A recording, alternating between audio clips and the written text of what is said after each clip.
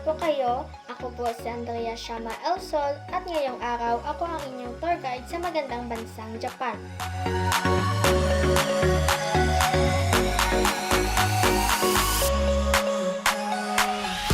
Maligayang pagdating sa lupa ng pagkakaisa, kultura at teknolohiya. Sa ating paglalakbay, makakikita tayo ng kakasayang lugar, makakaranas ng kultura ng mga Hapon.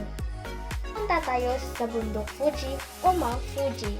Ang bundok Fuji ay may taas na 3,176 metro at matatagpuan sa pagitan ng mga prefektura ng Shizuoka at Yamanashi.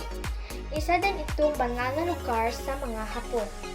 Ito ay naging sentro ng pag-aaral ng Budista at Shintoista.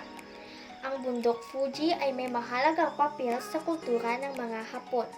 Ito ay simbolo ng pag-ibig, pagkakaisa at pagtitiis.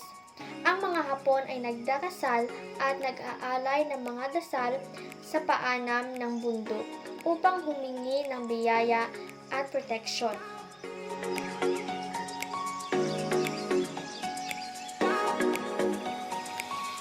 At ngayon, pupunta naman tayo sa Torii.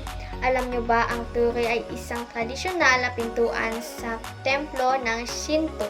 Ito ay simbolo ng pantawid mula sa mundong ito patungo sa mundo ng Diyos.